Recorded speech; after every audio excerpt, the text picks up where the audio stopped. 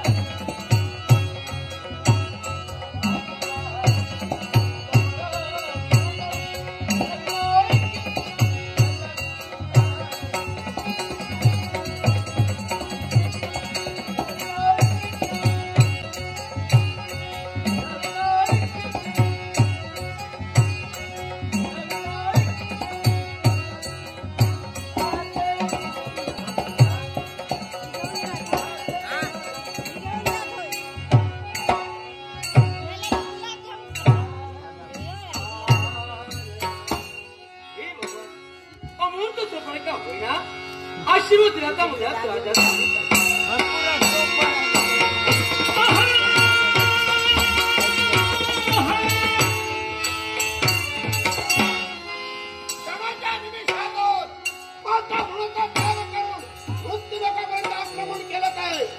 दरबारी उपस्थित झालो राज संघाला आलाची जाणीव करून द्याव्या. अहो राजे आश्चर्य महोदाश्चर्य सगळ्यात नगरीच्या राजप्रसादी अनोळसेवा स्वागतम सुस्वागतम मधुर स्वागतम वा कनक नगरीच्या राजप्रसादी आपलं स्वागत आहे. यावं या अतिथी आसनावर बसावं. तुझ्या विनंतीला मान देऊन बसण्यासाठी सिद्ध होतो आहे. कोण आपण म्हणूनच विचार परिचय करून देतोय. जनुकला त्याचा जन्म झाला पाहता म्हणून वस्तुस्थान नाव माझं जंबासू. दानवेश्वर शंभासू राजा शुभरत्नापर्यंत का या मृत्यू लोकांच्या ठिकाणी येण्यामागचं कारण एकच. तुम्ही मरण मनाने देव देवतांची भक्ती आरंभिलं. ती भक्ती क्षणाला बंद. मला तर मानव भक्ती करू लागला ती भक्ती बंद का व्हावी. ती तुम्ही भक्ती करतात या भक्तीमुळे आम्हा दानवेश्वराला उपद्रव होतोय, अपयश प्राप्त होतं. दानवेश्वर यश आणि अपयश हे प्रत्येकाच्या कर्मानुसार घडत असतं. जीवनात जर का तुम्ही सद्विचार सदाचार सद्भावना आणि सद्विवेक बुद्धीनं दुसऱ्याचं जर का भलं केलात उभ्या आयुष्यात तुम्हाला अपयश येणार नाही. पण याच्या उलट अधर्म विचारात त्याला प्रोत्साहन देऊन दुसऱ्याचं जर का वाईट केलं अपयश आल्याशिवाय राहणार नाही. तेव्हा तुमचं कर्म ओळखा. चला माघारी. राजा खबरदार. मी कुणाच्या हक्काने या मृत्यू लोकात आलो नाही. दुसरी गोष्ट माझा स्वार्थ साधत असताना दुसऱ्याच्या उभ्या आयुष्याची होळी जरी पेटवायला लागली तरी व्यक्तो. दानवेश्वर भक्तीविना मुक्ती नाही, मुक्तीविना मोक्ष नाही. मोक्ष पदाच्या प्राप्तीसाठी तो मनात मानव साठी लागला. ती भक्ती केव्हाही बंद होणारी नव्हे. मी जर आला तर भक्ती बंदच करून टाळणार. तोपर्यंत टाळणारच नाही. भक्ताने हात निघाला तसा तर मारताही नाही लागलाय. सत्यम प्रत्यतम राजाचं विजय. आता तुमच्या हातची आता जाणून करण्यासाठी मी सिद्ध होतो.